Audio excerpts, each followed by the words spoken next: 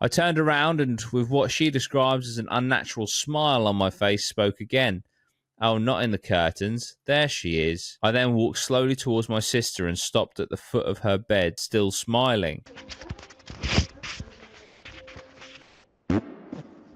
Hello, everyone. Welcome back to the Drip Podcast. It's me and Scott. Hello. It's me and Scott. And today, we're reading your stories. I put out a plea. Was it last week? It was last. No, maybe the week before. Depends on what order these go out on. But the Reddit episode, we've kind of ran out of emails. So we've had a few trickle in. But still, if you're out there, paranormal experiences, let us know. We want to hear them. We want to read them. We want to share them. And now I've picked three. One of the emails. What's the email address if anyone does want to send us one? Oh, yeah, dudeysstories@gmail.com. It's down below. Unless you're on Spotify. DUDEYSTORIES@gmail.com. So, I mean, if it's possible, you could also send us a video. I'd love to receive video entries or audio entries where you read it. Not read it yourself, because it's not that I don't want to read it, but it's just when it's being told by the person themselves, there's just an extra little edge to it. But we're going to get to those stories in just a moment. Like I say, we've got three and two in one of those. And if we get through them too quick, I'm going to do a lucky dip into the past. I'm going to go all the way back to like when the email was first opened, and which is, I think it was about 3-4 years ago, and pick a few or pick a one or two, and hopefully you guys haven't heard them. But yeah, Scott, how are you? I am doing pretty good. Yeah, Good it's been stuff. a lovely week, bank holiday week. Again, oh yes, depending on when this goes out. It's bank holiday. You know, nice long weekend. Love a long weekend. How about you? Absolutely. Yeah, good. Not too bad. Just obviously the investigation went out, which was awesome. Really enjoyed that. It's been received incredibly well. Damnation t-shirts are out. Head over to the Etsy to grab yours. Just type in Drip Paranormal on Etsy and we should come up. If not, the link will be on the investigation, and I might even put... Oh, yeah, the Etsy link is on every upload anyway. But yeah, no, it's all good. You messaged me earlier regarding an investigation location. Do you want to tell the people? I did. I can't remember what it was called, but Whiz Beach Castle. That's it. So that is a location that I stumbled across, which is sort of near-ish to you guys. Yeah, it's Norfolk, not Whiz Beach. So yeah, it seems like a really cool location. It's not a castle as far as I can tell. It's more misleading. It's like a manor house. Manor house. Still looks cool. Yeah. And it's a reasonable price. And incredibly popular. Is it? With investigations, or yeah, I mean, is it sort of everything? I think they do kind of weddings and the whole shebang. But there seems to be a history of paranormal kind of stuff there. Oh, is there anything to note? I've not looked through it all yet. I've got a list of things I want to watch on it, but I've not actually kind of finished researching it. But it looks pretty good. Okay, cool. And we would get kind of a lot of different parts of the location, including some sort of basementy, dungeony. Yeah, it looks like tunnels underground almost. Yeah, the vaults. Looks pretty cool. So yeah, that at some point should be coming, hopefully. Yeah, that would be awesome. That would be awesome. The dates available. August we can't do. The November we could, but it would be another freezing fucking investigation. Yeah, I'm not against waiting until later in the year, later next year. Yeah, there's only three. Apparently, there's only 3 dates currently. I mean, maybe we could be put on some sort of list to be available for notified in cancellations. Yeah, if there's any cancellations, because I'd love to get in there in the summer. We're also looking to camp. I won't say exactly when.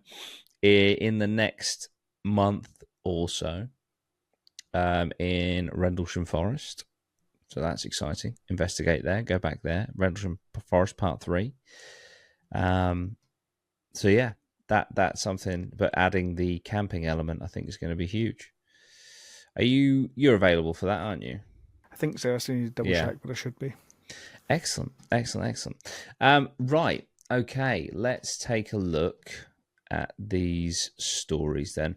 So we're going to start with... Doesn't say anything about... Yeah, I don't mind if you want to say my name. Okay. Isaac has emailed Just in note for people that are emailing in the future, if you don't want us to say your name, put it at the start. Put it at the start, just yeah, absolutely. There. I mean, he put this at the end of the first paragraph, but I did just have to scan. But hey, it's still there. It's in there, and I appreciate it. This was sent midnight. Not last night, but it was sent at midnight. Spooky. Hi, Duty and the Drip Gang. Loving the great work you guys are putting in. I can't get enough of the pods and investigations, so thank you and really hope you keep them coming. In this email, I've compiled 2 stories about paranormal things I have experienced. Now, unfortunately, or fortunately, depending on how you look at it, I've never experienced anything that could convince me that ghosts are real, but I've had weird things happen and been in places that still make me wonder. I'd say I'm an interested skeptic, and I'm still hoping to be proven one way or the other on ghosts and the paranormal, which is why I really like how you guys go about your investigations. But enough yapping, here are my stories. Story 1 is definitely the coolest if you're after just one. Okay, P.S. I also don't mind if you say my name. There we go. Okay, well, I'm going to do something crazy here. I'm going to do something fucking crazy. Because you said that story number 1 is the best one out of the 2, I'm going to read that second. Hopefully this isn't, you don't need to know the first one to know the second. But so we'll start with story 2. Inside a classic haunted house. This story takes place during my uncle's wedding in 2022. My dad has 2 brothers and a sister, and ours and their families are all really close. We often have big gatherings at my grandparents' house, and so when my aunt and uncle were deciding on the wedding venue, they really wanted to have it there, using the big field to put up a grand marquee tent and other wedding stuff. It ended up working out perfectly, with close family staying over in my grandparents' house and others staying guests welcome to sleep in the massive Airbnb house in walking distance that was rented out especially. This house was crazy. It's owned by some eccentric rich guy from London who initially bought it as a countryside retreat but then decided to renovate it as an Airbnb property. I'd met him once when round my grandparents', so I had some idea of what the house might be like, but was very interested to look around.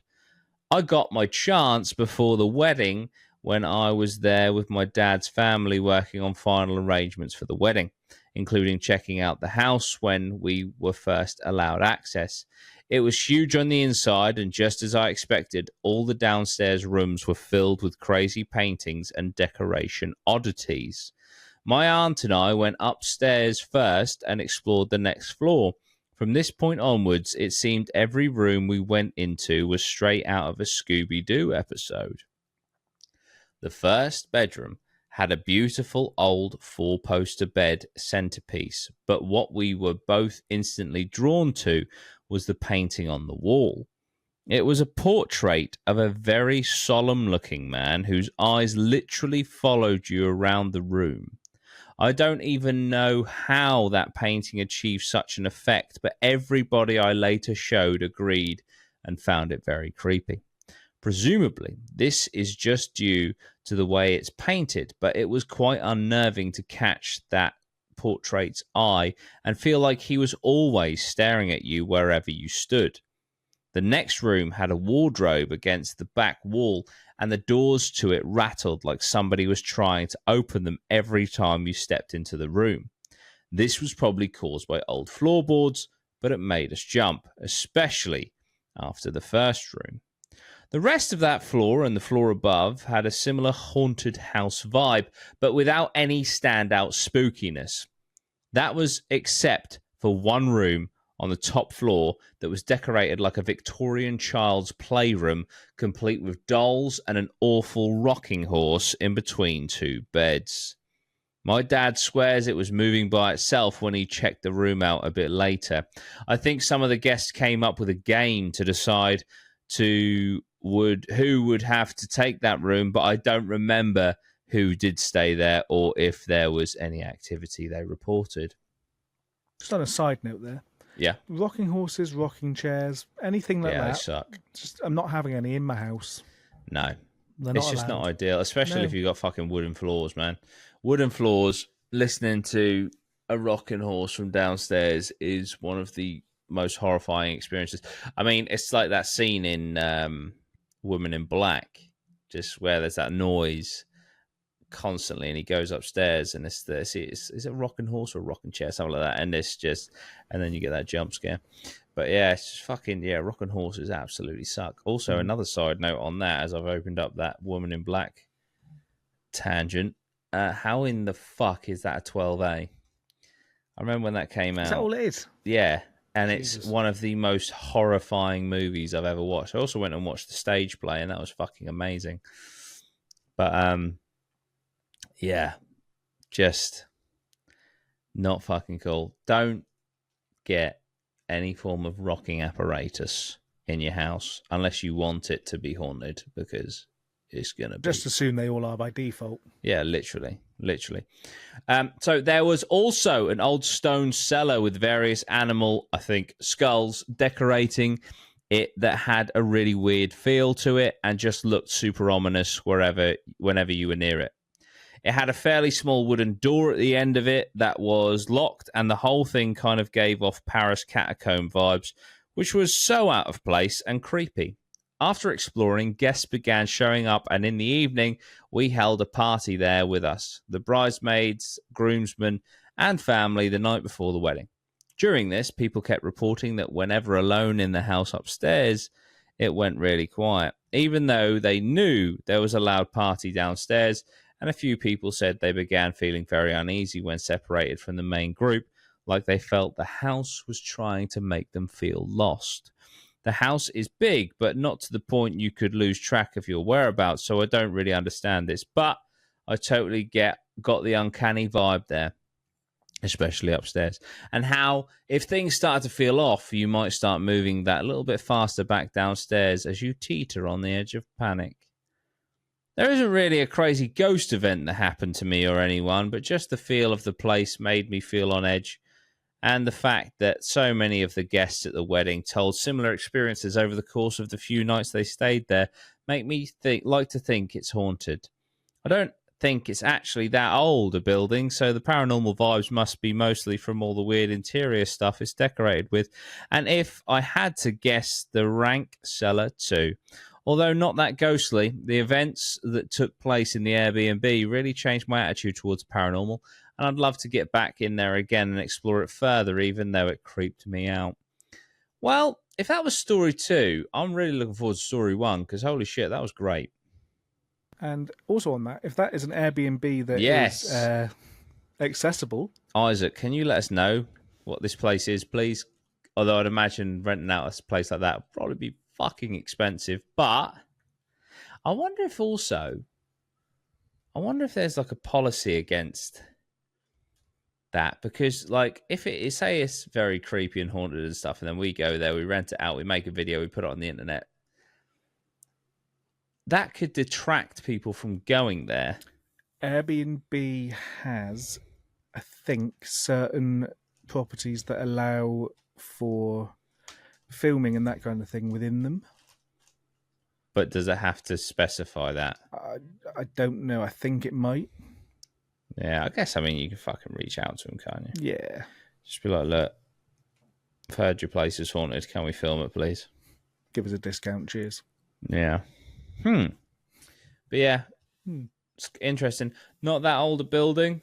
Could be built on haunted ground, or like Isaac was saying, could have some sort of haunted objects inside. Yeah. Very possible. Yeah, but sounds incredibly creepy from the way that you've described it. So, yeah, great story. And if number 1, you did say, yeah, story 1 is definitely the coolest. So, we're now going to go on to story 1. I'm looking forward to it because story 2 was actually fucking great. Right, holiday horrors. Me and my family booked a 2-week trip to Skiathos in Greece a few years back from our summer holiday. For our summer holiday, fucking hell. It was beautiful and we had a great time. The hotel we stayed at had a shortish walk to a private beach that we would often have entirely to ourselves, and we enjoyed many of the sights and attractions on the long. Right, just in case this gets clipped, I'm going to start that again because I fucked up twice and I don't know. Why was I going to say Long Island? It says the island. Okay, here we go. Me and my family booked a 2-week trip to Skiathos in Greece a few weeks back for our summer holiday. It was beautiful and we had a great time. The hotel we stayed at had a shortish walk to a private beach that we would often have entirely to ourselves, and we enjoyed many of the sights and attractions on the island, including a boat tour for all the Mamma Mia filming locations, brackets which my mum and my sisters insisted upon. So overall, it was great. And you are probably wondering why this story is called Holiday Horrors. Well, that all comes down to the events of one peculiar night in the hotel that I, and especially my younger sister, will never forget. For context, there are 6 of us, so we had 3 rooms. 2 of my sisters in one, my younger sister and I in the room next door, and my parents in the room across the other side of the complex. It happened after we had all gone to bed. At around 1 or 2 a.m., my mum was awoken to her phone pinging in with messages and missed calls from my younger sister. Help, please come to our room. Isaac's scaring me. He's being really creepy.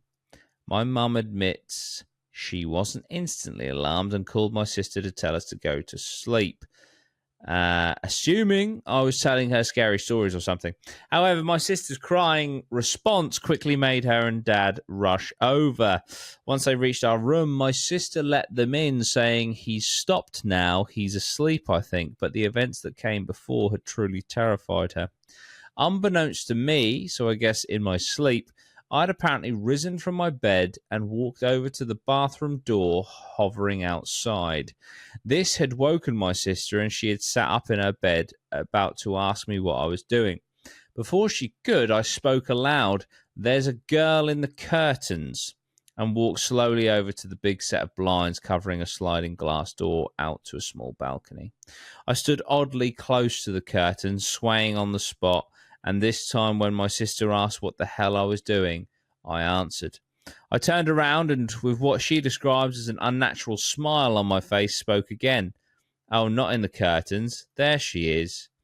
I then walked slowly towards my sister and stopped at the foot of her bed, still smiling. I stayed there for minutes while she frantically phoned Mum and Dad, and a few minutes before they arrived, she says that my eyes closed and I straight up just went back to bed without any acknowledgement of what I had just been doing.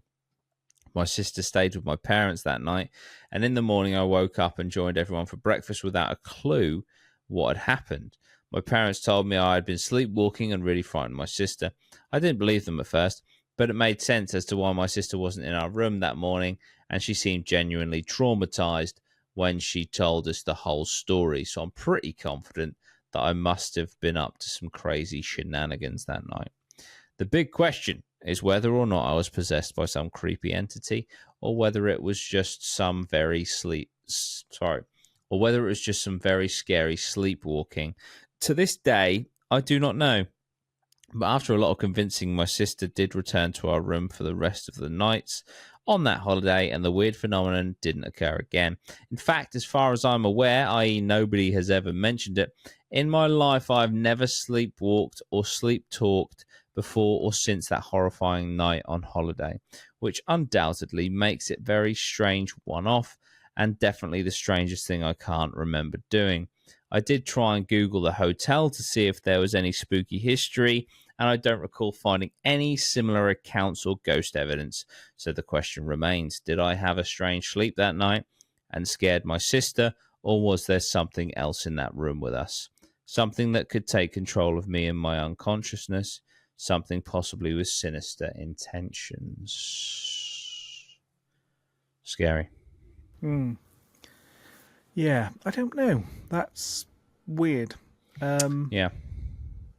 like he says, if he's not had any sort of history of sleepwalking or sleepwalked since, Yeah, it's is weird a for bit it to be odd. a one-off, Yeah, I but mean, I have experienced and heard of, this happening a lot. mhm. I mean, my mum, when she was a kid, apparently just stood up, stared at her twin sister Maria, and just said, "I'm going to fucking kill you," and then just went back to sleep, Mm, which is horrible. My cousin mm. Tom, I stayed around his once when we were about 17, 18, and he woke me up absolutely shitting himself because apparently I was speaking in all he could describe as some sort of demonic language. Maya has Good. also said that I do it a lot, like sleeping, I talk in my sleep and stuff, and apparently, like, say there's like people in the fucking cupboard and shit like that, which I think she's mentioned on the podcast before. But She has. yeah, I mean, it happens, but what is I actually will. happening, we don't know. I will just say, if you had done that when we were all asleep in the same room in 30 East Drive, you'd have been out the window. Yeah, yeah. That would not have That gone would have down been well. that That would would have have been been the worst creepy. time for you to decide Yeah, to. yeah. I guess location is key on that one. That would be very fucking creepy. I would not have been having a good time had I woken up and you No. were stood at the bottom of the, or in the corner of the room, Yeah, isn't it? muttering in a demonic language. Yeah. No, it's very creepy. But who knows, man? Who knows with this one? It's weird. It is fucking weird. Yeah, in this case, it's really odd because it doesn't make sense to me as a kind of what someone would do. But then I guess sleepwalking never does. Yeah. A lot of what people do and see is not what they would do regularly. Yeah. Yeah, weird. But great stories. Thank you so much. So there's a little bit left. It just says at the bottom, thanks so much for taking the time to read these accounts. I hope they were interesting enough, as I know nothing that wild happened, but I felt it would be cool to share with the Drip team and hopefully get your thoughts on the stories too. Yeah, no, they were awesome. They were really good. I keep up the great work. I love all the ideas you're bringing to the pod and investigations to keep them fresh. Long may it continue. All the best, Isaac. Thank you so much, Isaac. Thank you, Isaac. Nice one. Okay. Now, one of them, we'll do this one next. This actually has pictures. Can I just put I can't just put pictures on the screen on this, can I? Or can I? I don't know. The problem is, it's with the AI editing bit afterwards. Basically, on this program, AI will select the shots. That's why it switches from like just me talking. It's probably just got me talking right now, and then then it'll like be me and Scott, or if Scott's talking a lot, it'll go to Scott.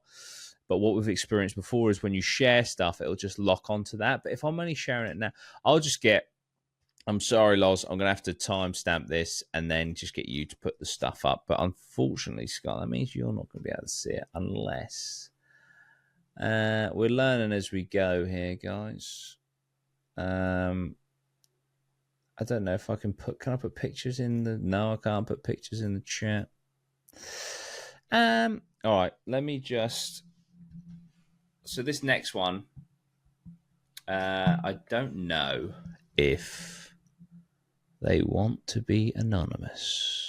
So we'll read them out at the end. Right. Okay. Hi, Jordan and the crew. This is quite short, but it comes with pictures.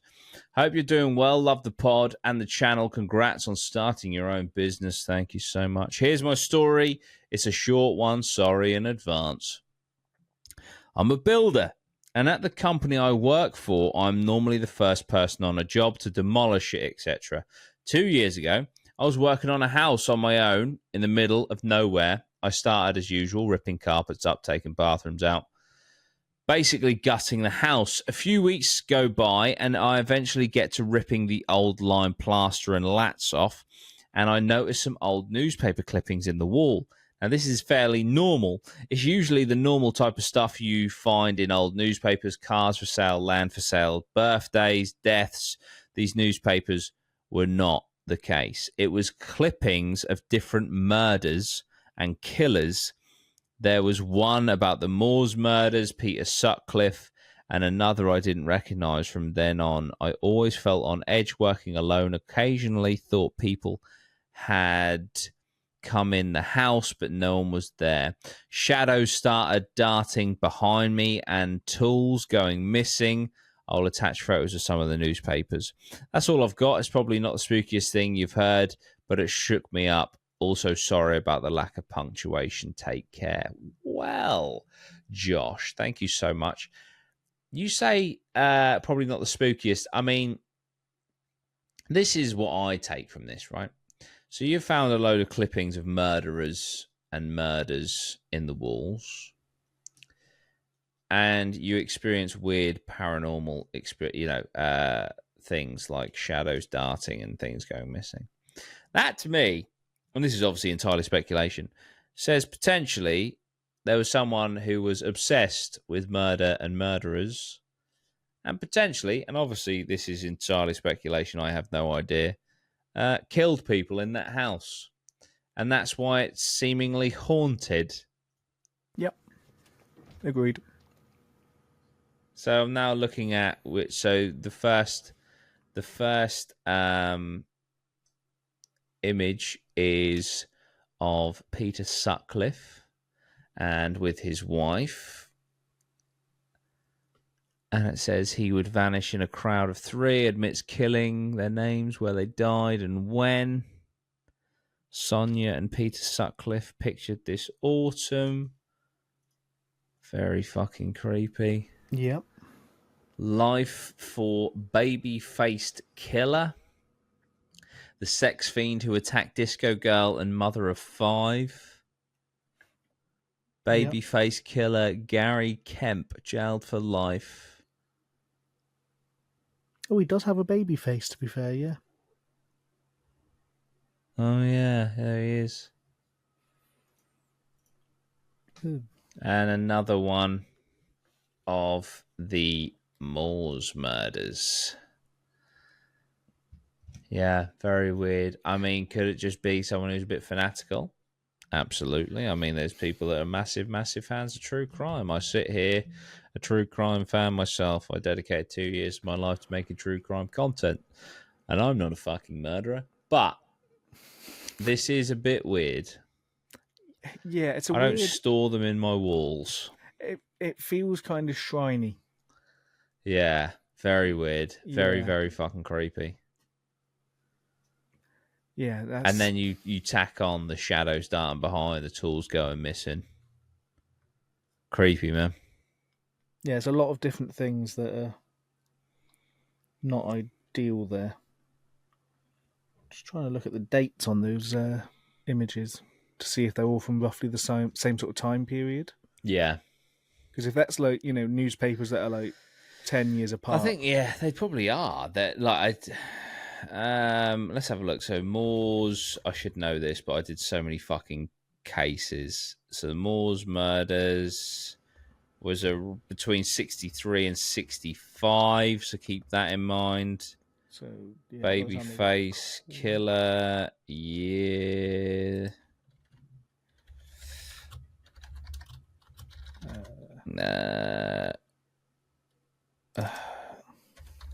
Babyface Nelson, is that him? I don't know. No, Gary Kemp. There's been a few babyface killers, apparently. There have, yeah. Gary Kemp. Killer.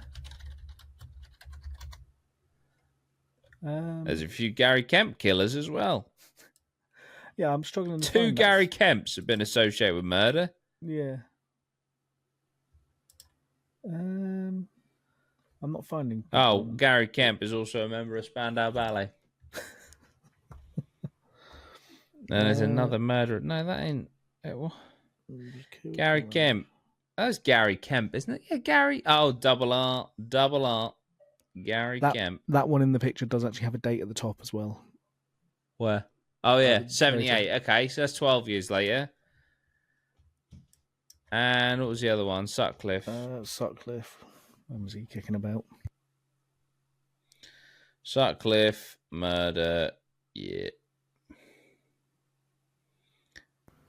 75 to 80, yeah. So you're looking at a 20-year span of murders. And you're looking in the walls. I highly doubt those are, all they newspapers wouldn't from the same time. No, which is even weirder. Okay, so the Sutcliffe one I can clearly see is Daily Mail 1981. Daily Again, Mail that's. 1978. I mean, even 3 years is a span to be It's weird. collecting them and sticking them in your walls. It's fucking weird, man. But yeah, okay, there we go. So fucking Josh, builder, pulling stuff out of people's walls. Glad you survived. Yeah, Doesn't sound like you know, creepy experience, man. were guaranteed to. No, fucking weird experience. Yeah, that would Linked fuck to me murders. Horrible. But we're glad you're still with us, Josh. Yes. Thanks for sending it in, dude. Right. Okay, Tyler. Oh, I hope you want to be named. Hi, guys. This one's title is Grief or After Death Communication. Hi, guys. I wanted to share a couple of experiences from when I was younger that I've never really been able to make sense of, and I'm finally ready to talk about them. Interestingly, one of these events involved a family member who is a staunch skeptic when it comes to ghosts or the paranormal, yet they have no logical explanation for what occurred. It all started after my dad passed away when I was 10 years old. I remember my mum, other family members, and our little dog had to go to his house to sort through his belongings. While we were there, I walked down the stairs and noticed our dog hiding under the dining room table, refusing to come out as if he was terrified. Then all of a sudden, I distinctly smelled the aftershave my dad always used. I looked around, but no one else was near me. After a while, the smell dissipated and our dog emerged, acting as if nothing had happened. Later that day, I asked my mum and other family members if they had sprayed the aftershave, but they said they hadn't. What do you guys make of that? It wasn't the most dramatic event, but it felt incredibly strange to me at the time. Okay, let's pause on that and address that. I mean, yeah, that is fucking bizarre. First of all, sorry for your loss. Second of all, that is very odd. Yeah. This is going to sound like a weird tangent, but I promise this is linked. This is so weird, but it's just because it's specifically the smell thing, right? I remember, Scott, I'll be shocked if you don't remember this too. Early seasons, it's one of the, and I'm David Tennant, Doctor Who. Do you remember the episode when those spirits came? But they were actually, I think they were actually like the Cybermen or something. Yes. And Billy Piper, Rose's mum, was like, "That's my dad," and because I can smell the cigarettes. Mm-hmm. And the doctor, because it turned out obviously it was the Cybermen. But my point is, I swear the doctor said something about like the reason that you can smell it. It's like it's because it's what you want to smell or something along those lines. It's like your brain filling in the gaps. That is, I think that is almost a quote of the episode. I think it was Doomsday. Yeah. Was the episode. But yeah, I remember it. That my mind instantly went there. On another weird tangent, I've just had the weirdest case of deja vu that we've had this exact conversation. Really? That exact episode of Doctor Who. Really? On That's this so podcast weird. with just us here. That's so weird. Which is no way. But yeah, so I think, and obviously I mean, for fucking hell, please, I hope, I don't mean any offense or anything by drawing a parallel to an episode of fucking Doctor Who, but it's just because he talks about like the scientific, like like the mind rationalizing things, but it could have been paranormal. It could have been, your father there, and that's the smell. But my mind just went instantly to that because it was the smell thing. It was her dad. She could smell the cigarettes or cigar smoke or something like that. Scott, I don't know if you're Googling it at all. Yeah, I'm just looking at the quote. So the quote for that roughly is that it starts off with you drawing that parallel, and then the more you think about it, the stronger the smell gets. Right, yeah. As your brain tries to kind of convince itself that that's what it is. Yeah. Which, like so you might have got a whiff of something similar for a moment, or thought that's what you, and then you've just your brain's made that connection, and then you've kind of willed it into your head. Yeah. Which obviously, from a completely skeptical point of view, is plausible. Yeah. But from a yeah, paranormal point of view, yeah, entirely, hmm possible yeah, that, because also, but that doesn't take into consideration at all the fact that the dog was petrified underneath the dining room yeah. table. We've got it's if it was just the one thing, Yeah, then maybe. But the fact there's multiple things that kind of are happening at the same time yeah, makes me think it is something more than just yeah. that. Spirit could definitely spook a dog. Right. Shortly before this, on the very morning of his death, something equally strange happened to my cousin. She told me that whilst fast asleep, she had a vivid vision or premonition. In it, she saw my dad had fallen over in his kitchen, lying on the floor against the door and not moving. She suddenly awoke in the early hours of the morning, crying uncontrollably and experiencing what could only be described as a panic attack. My granddad rushed to my father's house and found him exactly as my cousin had described. To this day, I'm astounded by the odds of someone having such a specific dream and it becoming reality. What are your thoughts and opinions on this? That I entirely believe. I've said it a few times on the podcast. I am going to say it again. This massive scar on my nose. I was a child.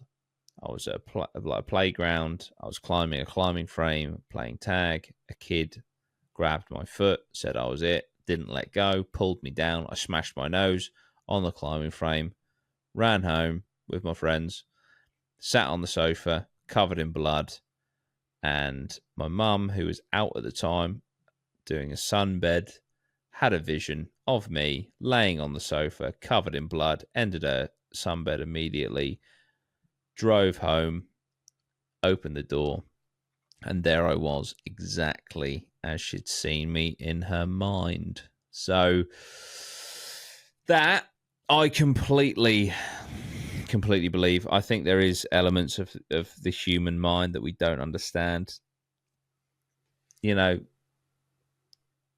I think that can be entirely thought of separately to ghosts and stuff, like the whole psychic thing, Yeah, your mind's eye and all that sort of stuff. I think you can definitely put that in its own category. And that I do believe, because I have no choice but to, because the chances of mum seeing that, the chances of your cousin seeing this is just fucking, there it are no happens. odds to it. Out of body experiences and kind of out of body visions, I guess, Yeah. happen far too often, I think, for Yeah. that to be a thing. Absolutely. Sorry, not to be a thing. Yeah. And the amount of times that it is, like you say, someone will be somewhere and they'll just randomly get this picture in their head Yeah. that is happening somewhere else. It's got to be, there's got to be something. 100%. I don't understand Yeah. how there couldn't be. No, completely agree. Love the pod, guys. Keep up the fantastic work. Tyler, thank you, Tyler. Yeah, so there's some amazing stories there. Thank you so much for emailing them in. These are my favourite episodes. I think it's just because, all right, I know people can email in and just make shit up. I know they can do that. But, I like to think that the people that email in are emailing in their experiences, what they perceive to have experienced. Mm-hmm. And it's just great to hear from so many different people and all their different experiences. So yeah, please keep them coming in. We absolutely love these episodes. Yep. But they do solely rely on you guys. So please do get them in. I'll tell you what, when we come back, or when I come back, me and Maya come back from Turkey, I'm going to fire up, because I've been slack, the question of the pod again.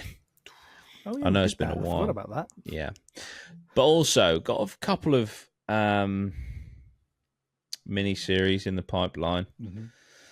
One I'm thinking of making potentially, I don't know if to make it audio / Patreon exclusive, is the conspiracy one. Because I want to script it all out and probably record it solo just in my own spare time. So because it's scripted and I'll just be reading a script. I know I've been reading story tonight, but obviously you're here and all the rest of it. I think if it's going to be a solo scripted episode, to be on camera by Yeah. myself, just not looking at the camera and stuff is a bit shit.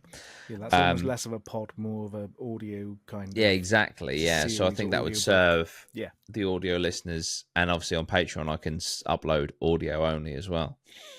But me and you are going to be doing a cryptid mini series, which will be video, and it's going to be in addition, as will the conspiracy episodes, in addition to the regular episode. So it'll be a little midweek episode, which is cool. And we'll be going all around the world, all around the country, looking at different cryptids and stuff, won't we?